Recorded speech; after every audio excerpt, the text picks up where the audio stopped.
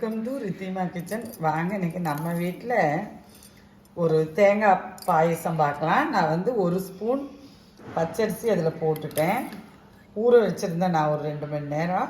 அதே 2 ஸ்பூன் பச்சரிசி போட்டிருக்கிறேன். இதெல்லாம் நம்ம வீட்டுக்கு தேவையான அளவு எடுத்திருக்கேன். இது மேக்ஸிமம் ஒரு 5 டம்ளர் பாயசம் ஆகுங்க. வந்து நல்லா ஒரு சின்ன தேங்காயை வந்து திருகி வச்சுருக்கேன். பச்சை தேங்காயை எடுக்கணும். 8 முந்திரி பருப்பு எடுத்திருக்கேன். இது தேவை இருந்தால் போட்டுக்குங்க, இல்லைன்னா வணக்கறதுக்கு மாத்திரம் போட்டுக்குங்க. நான் இப்போ போட்டுக்கிறேன். அதே மாதிரி இதுக்கு பதிலாக பாதாம் இருந்தாலும் போட்டுக்கலாம். நல்லா நைஸாக அரைச்சிட்டு வந்துடுவோம். நல்லா தேங்காய் பச்சரிசி நல்லா நைஸாக அரைச்சிட்டு வந்துட்டேன். நீங்கள் ஏலக்காய் வேணாலும் இதில் போட்டு அரைச்சிக்கலாம். சுக்கு பொடி பொடிச்சு வைக்கலன்னா அது இதுலேயே போட்டு பொடிச்சிக்கலாம்.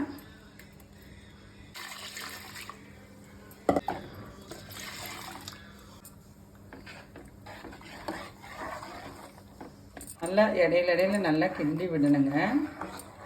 இது வந்து நிறையா பேர்த்தோட சின்ன வயசு மெமரிஸை கொண்டு வரும் இந்த பாயசம். இப்போ தான் நம்ம தேங்காயில் நிறையா பாயசம் வைக்கிறோம். ஆனால் நம்ம சின்ன வயசில் நம்ம அம்மாங்கள்லாம் டக்குன்னு ஸ்கூல் விட்டு வரும்போது இந்த பாயசமெல்லாம் வீட்டில் பார்க்கலாம். நம்ம பாயசம் வந்து மேக்ஸிமம் இதுக்கு அரைச்சிட்டோம்னா 15 நிமிஷம் இப்படி தாங்க தேவைப்படும். நல்லா தேங்காயெல்லாம் நல்லா தேங்காய் அரிசி எல்லாம் நல்லா கலந்து நம்மளுக்கு பாயசம் நல்லா இந்த அளவுக்கு கெட்டியாக வந்துருச்சுங்க. இந்த டைம் வந்து நான் இந்த பாயசத்துக்கு தேவையான அளவு 1 பவுல் சர்க்கரை போட்டுக்கிறேன். நாட்டு சர்க்கரை போடுறேன். நீங்கள் எது உங்களுக்கு பிடிக்குதோ பிரியமாக இருக்கோ அதை போட்டுக்குங்க. சர்க்கரை போட்டோடனேயும் ஒன்றும் லூஸ் ஆகும். இந்த டைம் வந்து நான் சுக்கு பொடியும் போட்டுக்கிறேன். இது மாதிரி ஏலக்காய் பவுடரும் போட்டுக்கிறேன்.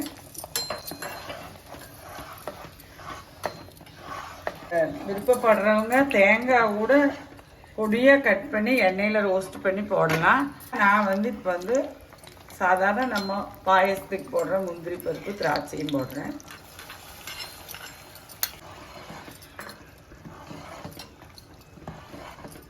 ரெடி ஆயிடுச்சு. வாங்க நம்ம வீட்டில் இந்த பாயசம் குடிக்கலாம். எல்லோரும் இது மாதிரி வச்சு பாருங்கள்.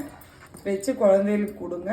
நீங்கள் சின்ன வயசில் இந்த மாதிரி உங்கள் வீட்டில் அம்மாவெல்லாம் ஸ்கூல் விட்டு வரும்போது இப்படி வச்சு கண்டிப்பாக எல்லாத்து வீட்லேயும் இருக்கும். மேக்ஸிமம் 80s கிட்ஸு 90s கிட்ஸுகள்லாம் கண்டிப்பாக இந்த பாயசம் நம்ம ஸ்கூல் விட்டு வரும்போது வீட்டில் இருந்திருக்கும். வச்சு கொடுத்துருப்போம். அந்த மெமரிஸ் எல்லாம் குழந்தைய கூட ஷேர் பண்ணுங்கள். வாங்க நம்ம வீட்டில் பாயசம் குடிக்கலாம். நன்றி, வணக்கம்.